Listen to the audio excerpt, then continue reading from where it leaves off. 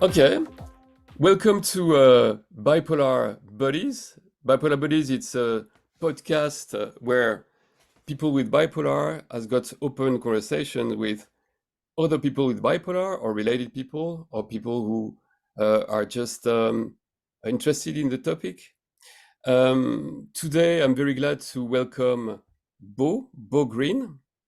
Hello, Bo. Hi, Michelle. Hello. Just a few words about Bo and the reason why I reached out to him to have him as a guest. Uh, it's first that he's got a big community in health and wellness. Um, he is obviously a nomad. I mean, you've been through like more like 35 countries. Very curious to hear about it. You define yourself as a sober surfer, which is Mm. also very interesting to me. And uh, the main reason is that I noticed that you made, let's say, public the fact that you are bipolar to your whole community. And yes, I was very interested to see why you did it, how you did it, and what were the reactions about it. But first thing first, Bo, my name is Michel Leroux, by the way. I always forget to introduce myself. But first thing first, Bo, could you say something about yourself and how you become a nomadic?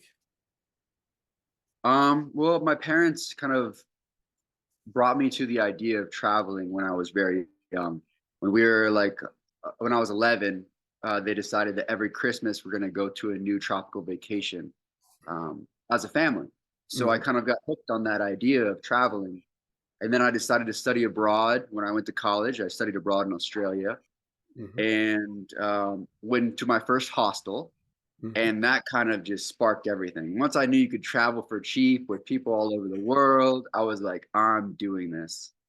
So I kind of started that journey after I graduated college. I went to a trip around Europe. I did a Euro trip. Then I went to Costa Rica, and then it just kind of unfolded from there. Okay. And when I read like more than 35 countries, it's a lifestyle for you, obviously, because it's a huge amount of countries. And do you go through the countries? Do you stay a bit? How do you interact with the locals? My normal rate is about 1 month, Okay. 1 month per country, because I feel like 2 weeks isn't enough. 1 week definitely isn't enough. And by the end of this month, so I'll either decide, okay, I'm going to stay, or okay, I'm going to leave. I'd say the most I interact with locals would be through surfing. Mm, Surfing. I kind of ditched smoking weed and drinking, and I took up surfing instead. That okay. was a great replacement for me. And in that community, most people are relying on their health in order to get them through the waves. So it's a healthy group of people. Some people are 70 years old and surfing on these big waves, and it's freaking awesome. Yes. So it inspires me to live a healthy lifestyle, try to be as fit as possible so that I can surf better. Okay. And well, you didn't come yet to Portugal, I guess. I haven't yet. It's Okay. definitely on my list for In your sure. list, it should be. Um, And could you tell us about, let's say, your bipolar journey? When did it start, and did you notice it? How did it came? Did it come in your life? Um, so my whole life, I never noticed anything was peculiar about my moods or anything like that. It was Hmm, totally in my eyes, totally normal, not bipolar, right? hmm, And then I had my first, they called it psychosis.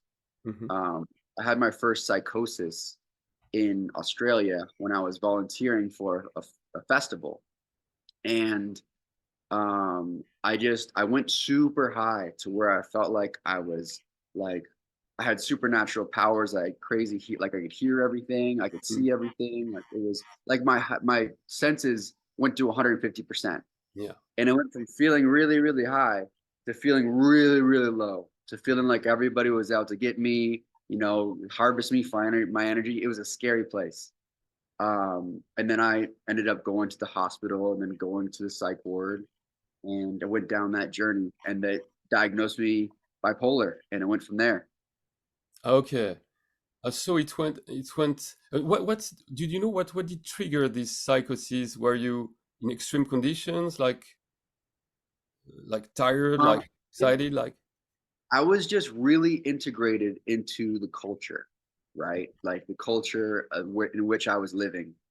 And I was just like soaking up information like a sponge. I was letting go of all of my attachments. And it seems like I lost myself because I was getting fed by all this information and yes, I felt so good that I yeah, wanted it and I couldn't sleep. I think the problem was I couldn't sleep. mm, And then I didn't sleep for 3 days, and that's what caused everything. yeah. And when you were diagnosed, did you have were you like bipolar one or because of the psychos or They specific? it's difficult. They haven't really said bipolar 1 or 2, but they lean towards one Yeah. because of the manic episodes. I don't really have the depressive thing, you Okay. know. And then you kept on because you were hospitalized. You did you have a depression after this? I think I think with anybody, I'm not speaking for everybody, but with most people when they have a manic episode and they lose touch of reality, Yeah. it kind of makes you feel depressed, right? You're like, I don't even know what's real or not, you know? Mm. And in that time, you don't. And so for me, it took me some time to reintegrate into society. And I needed some space, I need some time. I don't know if I was necessarily depressed. I was just different. Yeah. You needed to adapt and and what what did you have a medication? Did you have a psychiatrist to follow you? I had a psychiatrist, I had medication, and then I ended up going on a trip. And I decided like it was messing up. To me, what I felt like is it was messing with my um, not emotions. It was just not making me feel good, Mm. and making me not be able to sleep. I thought, and so Yeah. I just cut it out. And to be honest, I didn't feel any side effects, any negative side effects. Okay. And the fact that you are traveling so much, uh, how do you deal with your bipolar? Because you know that one of the first things they say, you travel, you know, you're jet lagged, you change temperature. There are a lot of impacts on your body and mind potentially. How did you deal with it? It never affected me, No, huh? none of it. To me, I was diagnosed, but in my frame of mind, I was like, that was just a fluke accident. I don't agree with it. I don't agree with the diagnosis, and I'm gonna move on. Mm, And nothing happened. Like I felt totally fine. Never had mood swings. Never had any of that until I had my second episode, which was like 3 years later, okay. and it kind of came out of nowhere. Like I did the same pattern happened where like I didn't sleep for 3 days. I was fully integrated into a culture. Mm. Um, and and then bam, just out of nowhere, the same exact thing happened. And what went different then? Because the second time is, of course, different from the first time. You got the knowledge of the first one. How did you deal with it? I think there were some parts of it where I was improved since the first one Yeah. because my psychiatrist said what comes up comes down. So I was like, oh, I'm coming up too high. Let me ground myself. And so I think that was something that was good for me. I noticed something was coming, and I worked through it. Um, and then it just got to, and I was even telling people, I was like, hey, like I haven't been sleeping. Can somebody help me out with this? And with the place where I was at said, no, that's fine. You're good. You know, I was in a meditation center basically, and they said, keep coming. It's fine. And it didn't seem that it was fine. And, I maybe have an experience that was difficult for me at the time. Hmm. And did you experience psychosis again, or like as you said, like losing track with reality? Were you in an other state of conscience then? Um, I think like psychosis and mania is kind of like interchangeable. That's Yeah. what I've noticed. Mhm. It's kind of an interchangeable term. So you could call it psychosis, you can call it mania, whatever.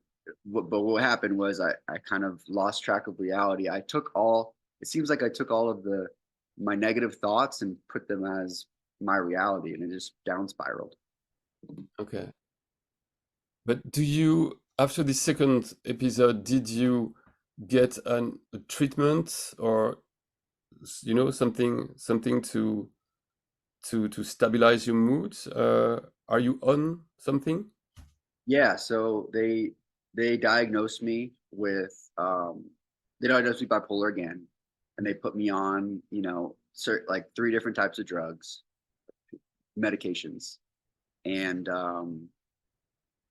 yeah, and I'm still on most of them. Okay. So you, it's mean do you fully accept your bipolar? Were there moments where you were like in denial or half a denial, or do you say, okay, I'm bipolar, I'm treating it, and it's part of my whole lifestyle, so to say? For me, what I subscribe to is the idea that I'm diagnosed bipolar. That's Mm, a fact. mm. Um, from what I've read, only 20% uh, of the of people who are diagnosed correctly. So that to me is pretty low. So I know that I'm diagnosed bipolar. I get that.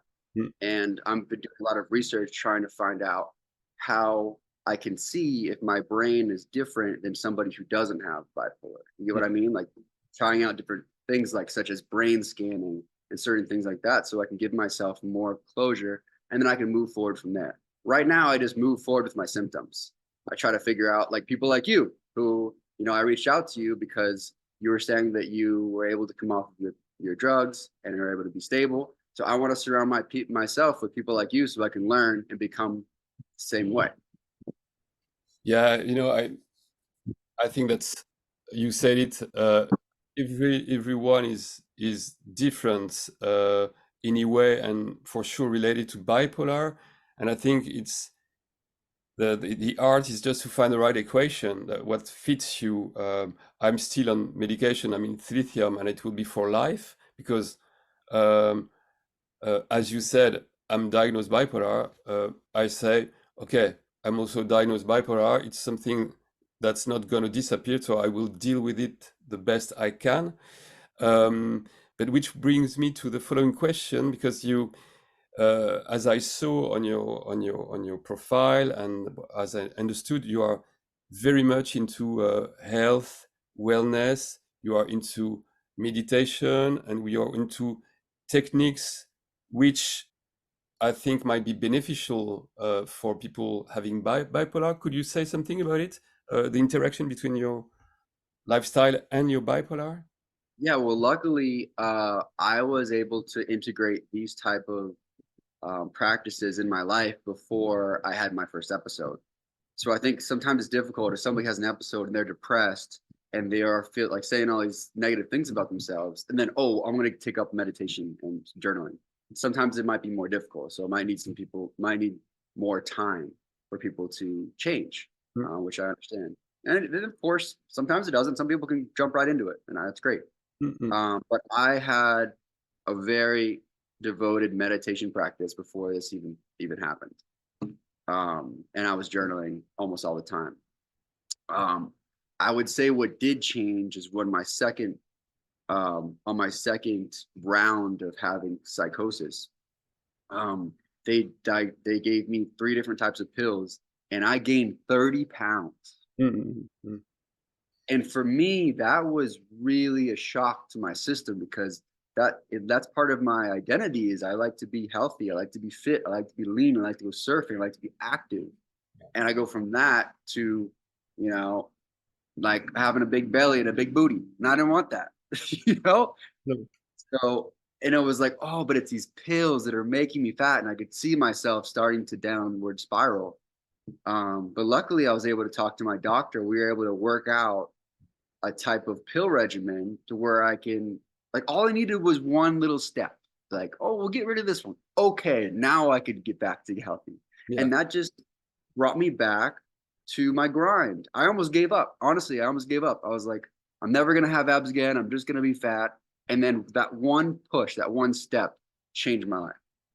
This is very important what you are saying, Bo, because the first thing is that you should always challenge your treatment and your psychiatrist when you don't feel well, because it's like it's a fine tune, and sometimes it's just a little thing which puts you back into losing weight, and it's a very thin path, huh, to be well in bipolar. I mean, it's like it's really top sport because it requires pretty much, um, but it's also a combination. It's not only you cannot only let's say blame it on the cure, the treatments. You need to do the necessary next to it. I mean, you seem to have a very sportive life. You move, you, but I think it's a matter of combining like everything. You mentioned also the sleep. Uh, and I think because I'm also talking for the people who would listen to us, it's um, this healthy lifestyle, proper treatments where you again you challenge your psychiatrist and you take it until you get the right equation. Mhm. This leads you to balance instead of just control, and I think that's I also read in your through your post that you are also pretty much into uh, life goals, future goals. Could you say something about it, because um, uh, I'm convinced that putting yourself in the future, having purpose, is also a very important way to just to be well, because now we are talking about this kind of ecosystem that you have to build to be well.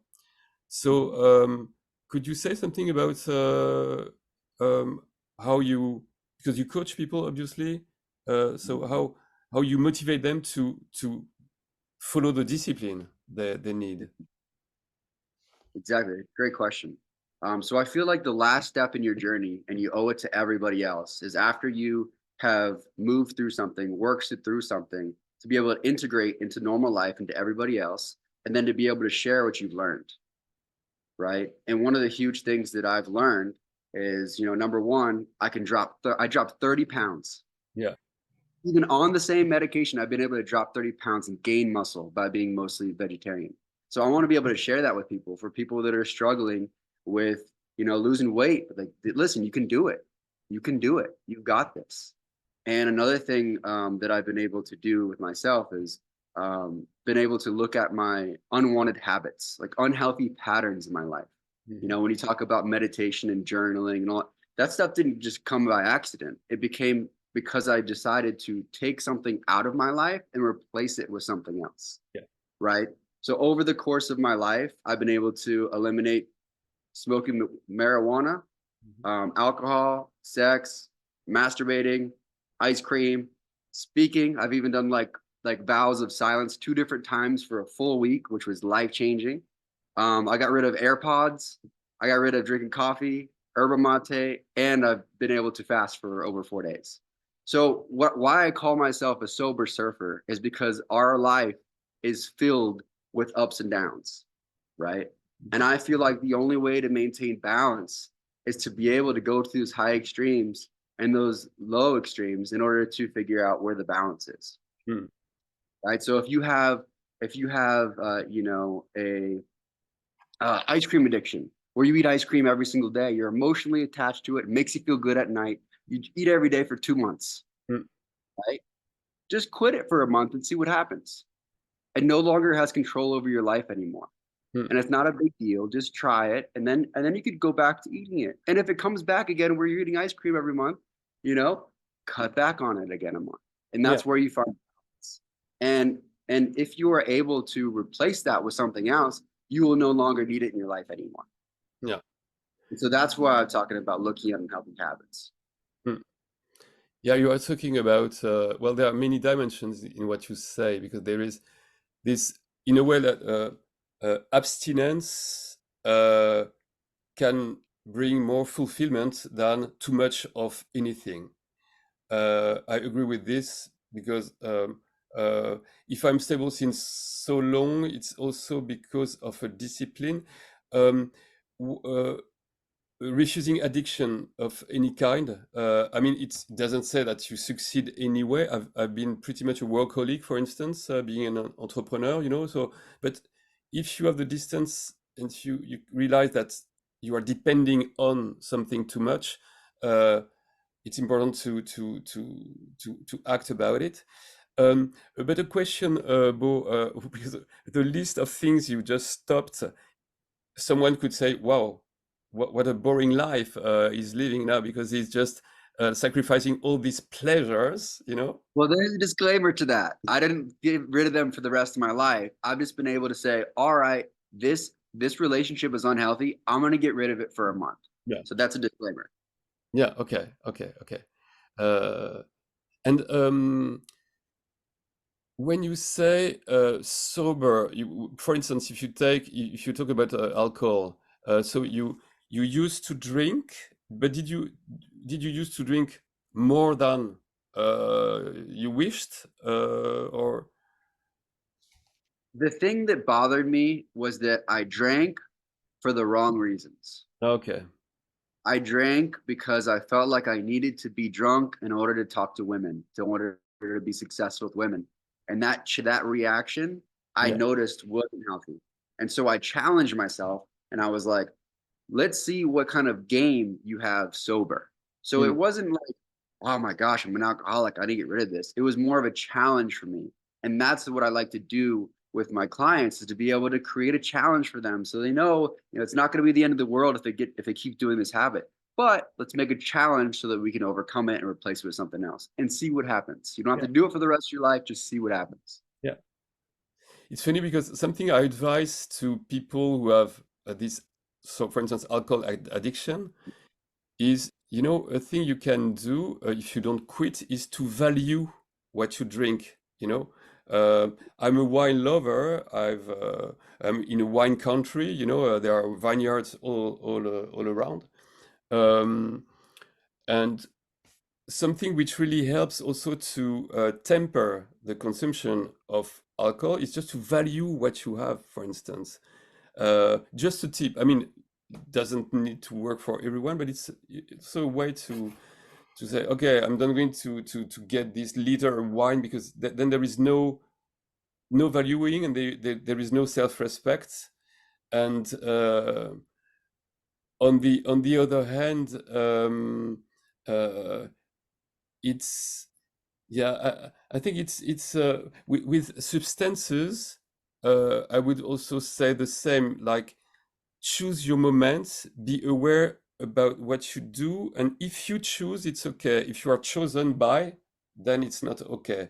That's also in my lifestyle something I don't refuse anything, but I refuse to be like the used by the substance or the.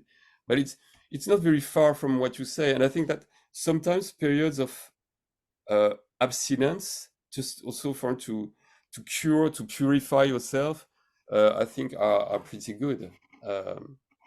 So yeah, that's interesting. Um, One question.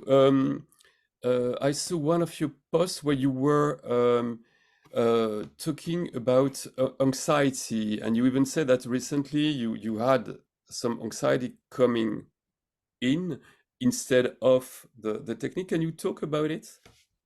Yeah, so that was very interesting. I did this video about 3 ways to overcome anxiety. Number one is lowering your caffeine intake. Number two, belly breathing, and number three is meditation. And meditation basically helps you learn how to belly breathe efficiently. And then I posted that, and then I was at work, and I drink. You know what yerba mate is? Yeah, It's basically like an alternate source of caffeine. To me, coffee's too strong, so I drink yerba mate, and I have like the same amount every day. And I only drink it if I'm feeling low energy. If I feel like I'm energized, I don't drink it. yeah, But this day, I was feeling low energy. So I drank a little. 30 minutes later, boom, got smacked with an anxiety attack. And like I haven't had an anxiety attack in like years. I mean, if you don't count my manic episode, they're kind of anxious. Yeah, yeah, yeah. But I haven't had it in years. And so I took it as an opportunity. I was like, well, I probably could meditate this out. But I was like, I'm gonna sit with it and see what kind of practices I teach myself in order to get through it. And what I found was basically slowing down everything. Because what happens when you're anxious is it's like you have a ball of energy, but Yeah, it's going everywhere. It's like, yeah, right? And so what you do, which I started to do, is like I slowed down my motion. I slowed down my movements. I slowed down the way I thought. I was writing bag tags and I slowed down the way I was writing, and that really seemed to help because I had all this energy, but it felt uncomfortable, to be honest. And everybody knows when you have anxiety attack, you're not loving it. You're like, holy shiz, I yeah, need to slow this down. yeah. And that's what I learned that helped me in the moment. Now it didn't cut it in half. Like it lasted probably for 20 minutes, but Mm. it was, I was able to do a walking, talking meditation that I felt comfortable with. And I felt like I was proud of, and I was excited to share Mm. with other people what I went through because I was actually happy that I went through one so I could experience it again because I forgot what it felt like, But you know? uh, it's very interesting that you describe the way to deal with it, and then you have it, and then you have to apply your technique. It shows that we are always vulnerable. About anxiety, something which helped me a lot, because at the base of my three very big episodes, there was a huge anxiety due to good news, and like the kind of panic of, am I going to be able to promotion or whatsoever, or an exam whatsoever. uh, this wall of something, you think I won't be able to take it, and then well, as you said, you are just like paralyzed and petrified and so on. And what I learned after my third episode, what I like told to myself, was to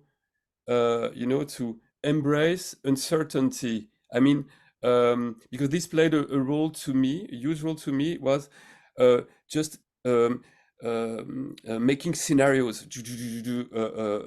black, gray, everything would turn like black, um, and it was maybe a way to meditate, or I mean, to take life differently, just to uh, in a way, okay, I accept uncertainty, and it's something that I just embedded. And after I became entrepreneur, then you've got a lot of uncertainty and so on. So that's just something I would like to add to it, because if you combine these techniques and the mindset, I think you've got a great way to stop it before it goes too far. Just sharing. Sure, I love it. I'll add it to my repertoire. Yeah, yeah, yeah, yeah, you can. I mean, the repertoire of Bipolar, it's like a huge piano thing. There are so many things, and actually, what you describe when you say, I do with the mate, or I do a little more of this or a little less of that. We need to be DJs when you are bipolar. You need to fine tune everything. You need to also to know what you want to play. And I don't know, what is your own future plan for yourself. Are you going to keep traveling as you do? Will you settle at one point to maybe to anchor yourself in a place? I would say right now I'm doing a lot of research and a lot of digging Mhm. because there's one thing, kind of a common theme that comes up that's part of my trigger.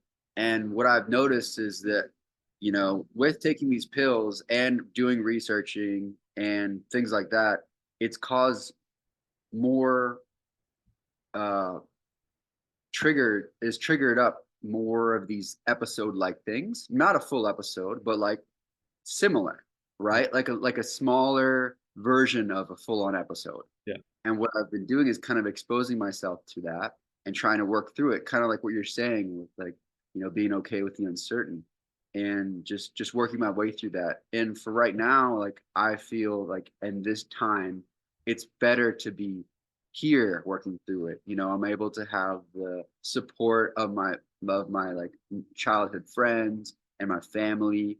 And that's where I think it's a good space to do this research, do this work, because I want to be able to share what I learned with other people. And then once I've finished that work up, my plan is to travel to like Puerto Rico or Portugal and Mm. host surf retreats. Mm. Um, because sometimes people don't always want to talk about this stuff. I would consider myself kind of a freak. I love talking about this stuff because I want to improve myself every single day. It's Yeah. my job.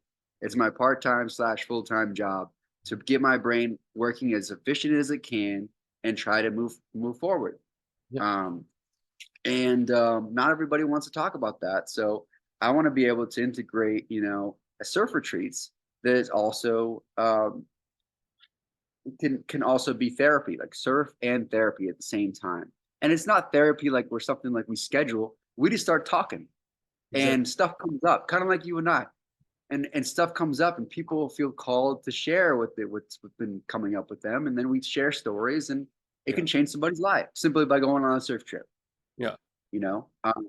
So that's what I really want to be able to, that's what I see in my future. And like for now, I'm coaching people who are maybe not at that point yet. They don't have the confidence to go out and travel by themselves yet. Because for some people that's scary.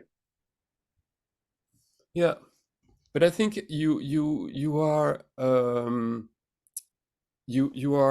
let's say, acting at the very right time.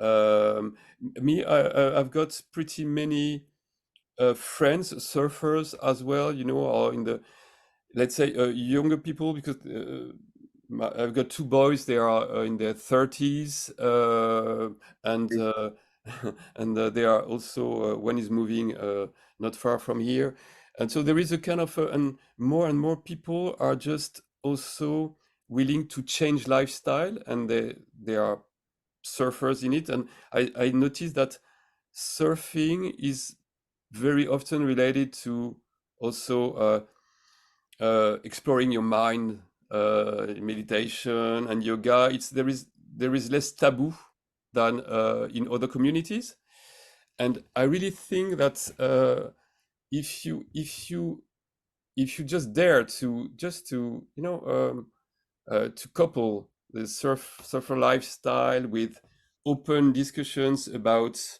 whatever, including bipolar, it would be very good to just to hit the stigma in a positive way, and that's very important. And I think one of the reason because you contacted me, but I also reached out to you about the podcast, is that I thought, okay, this guy's got this community related to, yeah, surfing, wellness, health, and so on, and you show the vulnerability to to open the discussion about this.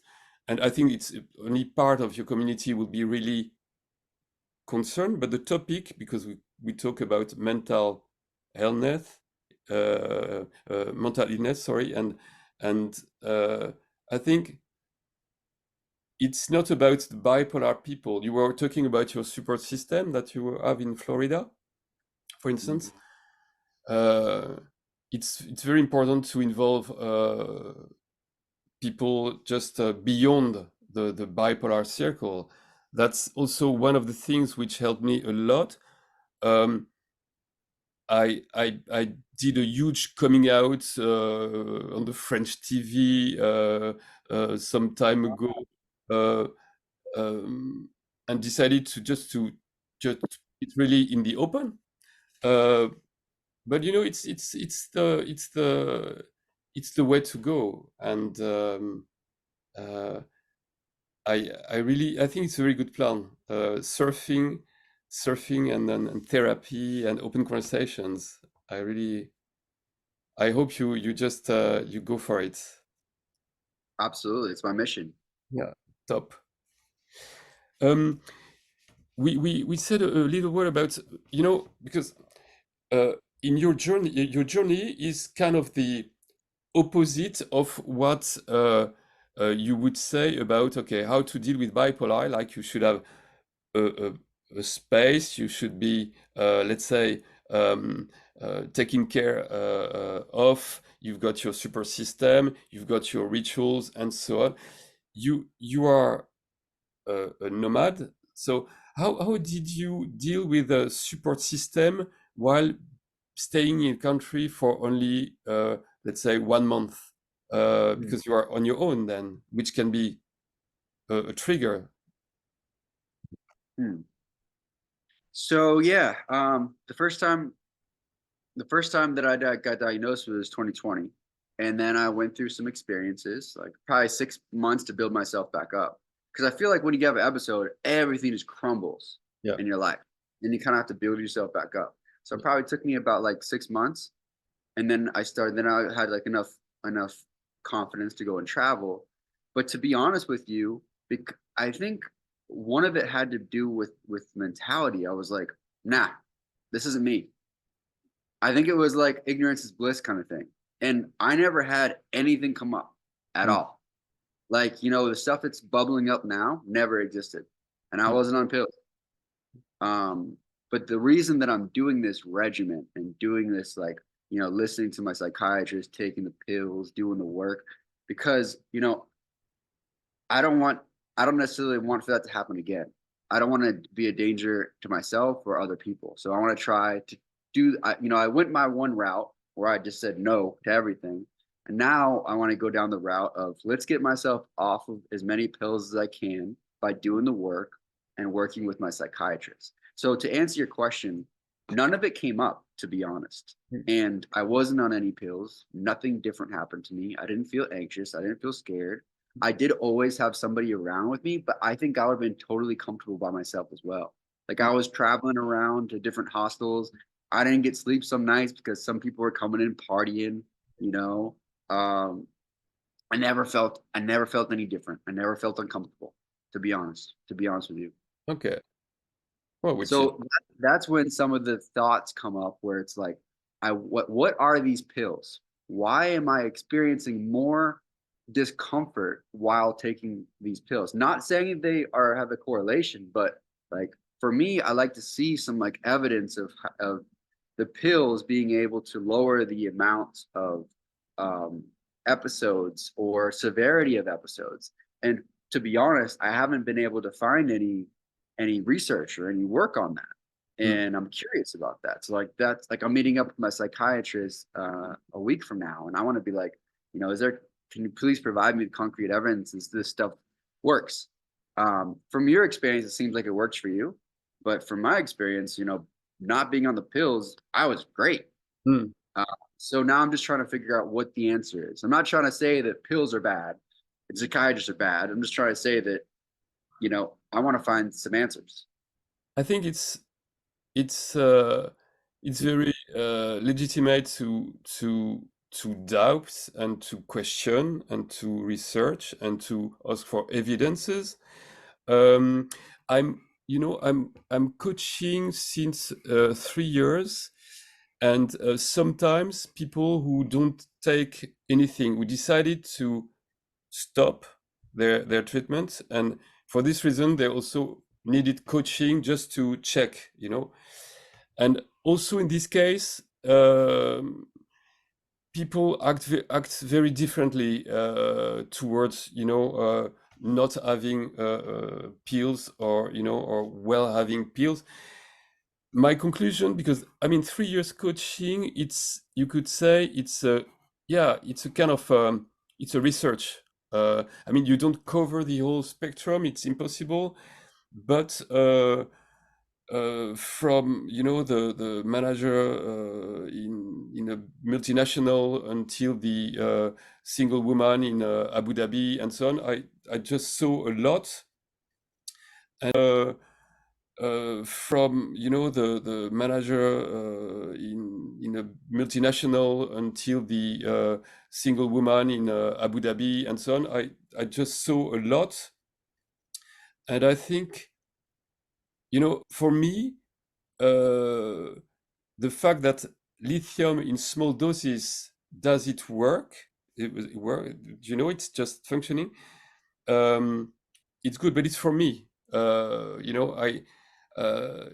I wouldn't say just take a low amount of lithium and that will do it. For people, and it's transitional. Sometimes people, they really need the antipsychotic or the neuroleptic or whatsoever. But this is in crisis, in depression times, after you really need to find the best place for medication or not, if it's your choice. But you also need to do the necessary around it. And what you do, being sober, being healthy, and so on, I think helps to deal with a lesser amount of medication, because everything is connected. Once again, I always, when I say ecosystem, it's because you build your ecosystem where all the elements are interacting, and if you skip one, it will impact on the rest. So it's very important to keep it all, and it doesn't need to be that strict, but just be aware that everything is connected. And I think it's, yeah, I'm very curious about the answer of your psychiatrist regarding the meds, but it's a legit question. Yeah. Have you found any research about how lithium helps?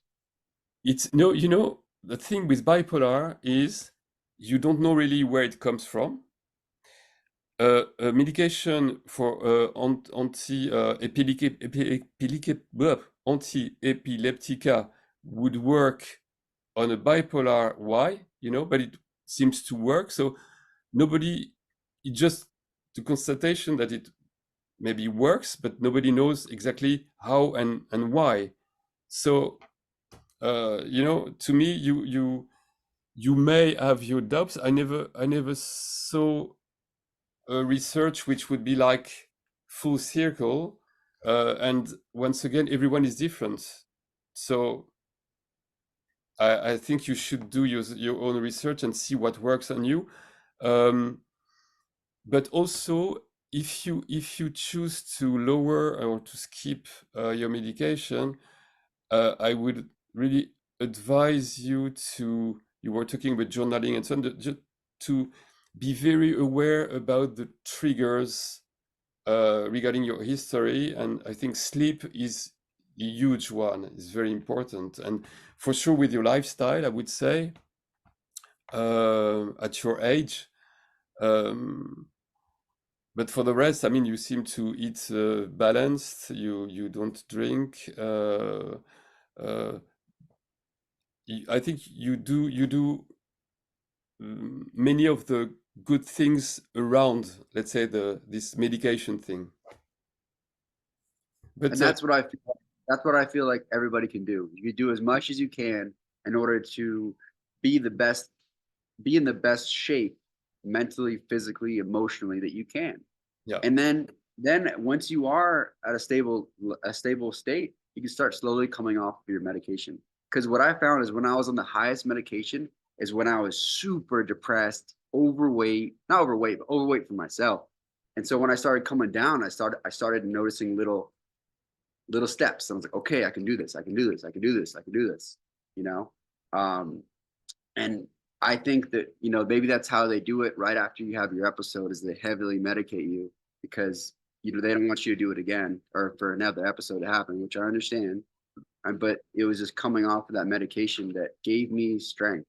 hmm, And then once I noticed that people were like starting to ask me questions and I could help them through certain things, that started to build my confidence back up as a human being, not just as a person that was bipolar, but as a human being. Like when people at work come and ask me like, hey man, I have this anger, what do I do with it? Like these people who aren't bipolar are asking me, who is diagnosed bipolar, how to regulate their emotions. Like that's kind of ironic. But like I'm known at work as being the guy who meditates, the guy who eats super healthy, the guy who does the workouts, and that's how I want to be known for the rest of my life. Hmm. It's funny what you say because on the World Bipolar Day, I was just also ironically asking the question to the non-bipolar people, "What can I do for you?" Because we've been through, I think, special journeys, and therewith you can show more empathy to the people, so you might help non-bipolar people, I think. Um, and with what you say about, let's say, improving yourself constantly, I think the metaphor of the surfer is a very good one because it's what kind of wave do you take? How prepared are you to take the wave? I think it's a very good image because it's something I use also in the coaching. I use the image of a boat, uh, or the kind of sea you want to take. The destination very important, and but how you deal with the sails, it's very important. That's bipolar, and I think everyone it's destination, it's sea, it's boat. Um, I would only say that if you decide, for instance, to lower or skip the medication, it's very important to check with people who know you. It can be a psychiatrist, can be like a friend or a family member, or people who could tell you and you would believe them. Uh, be careful. You are maybe like a little bit on a high, and it's not a judgment. It's just okay, uh, ju- just an observation. And this is something I opened up with my people, including my sons, of course, my wife, and so on. And this has helped me very much to prevent taking the wrong wave, so to say. So that would be yeah, my let's say my meaning about this. But I understand what you do. Um, I feel like the end goal is to appreciate, acknowledge, and love each part of the way. yeah, Not saying, oh no, it's too low, or oh no, it's too high. Just being able to be present, be like, this is an experience, it's gonna be over. And I'm sitting in this experience. I'm not saying I'm there, but I'm saying that would be like the end goal for me. Like yeah, I think that would be to be able to not be like, oh wait, it's getting too high. I gotta shut down. Because when you feel high, you feel really good. You feel really energized. But I know what you're saying, like to be able to notice, hey, look, I'm feeling a little. This might be a little bit of mania coming on, and that's okay. I'll push through this. I got this. I see it. I know it's happened. I'm gonna push through. yeah. The thing is, it's like if you take a wave, you have to feel how the wave will grow, and that's the thing. For me, it's like very little signs, the very beginning of the wave, and then acting on it to prevent it to just be out of control. So that's what I apply to myself, like since 20 years. And Yeah. we also say that it's a team sport, huh? It's something that you I'm are. curious.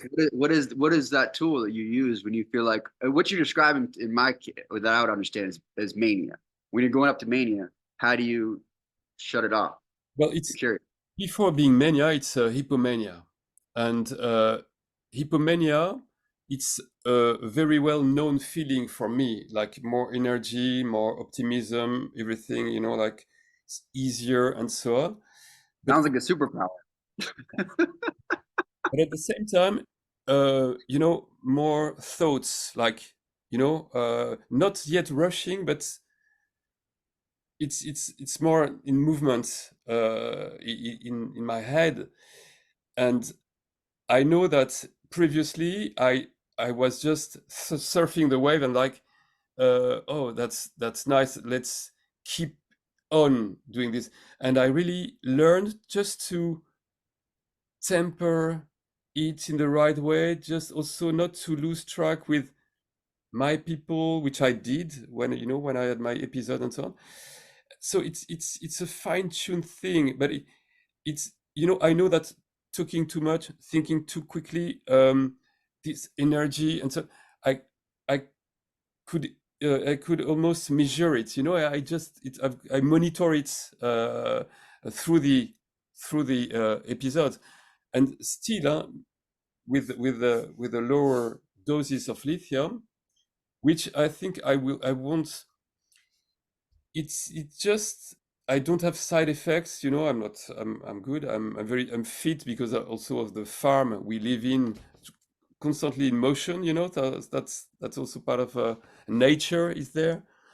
So it's knowing yourself and looking back to your history, listening to the people around, and not saying,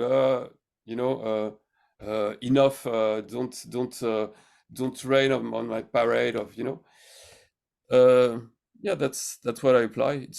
It's not very complicated, but it's sometimes you need the courage to do the almost not the opposite, but you just counteract.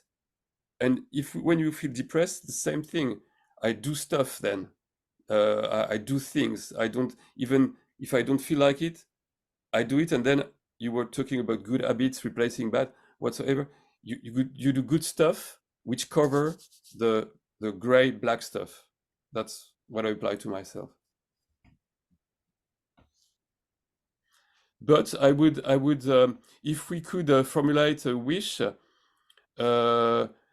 If you have your, let's say, your kind of school, surfing and therapy school, and you come to Nazaré, for instance, which is the space, or Ericeira, yeah, I'm sure we would have a very nice conversation around the fire.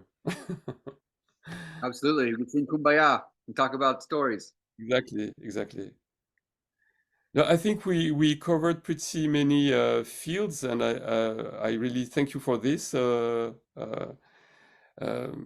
like the way you just express it, the honesty you are talking about it, and yeah, I really wish you the best in sharing, because I know also for myself that the best therapy is the sharing, because you see people who might be more in difficulty, and it's kind of mirror effect from, okay, I remember what bipolar is, I'm sharing, I'm accomplishing myself, but I'm also curing myself.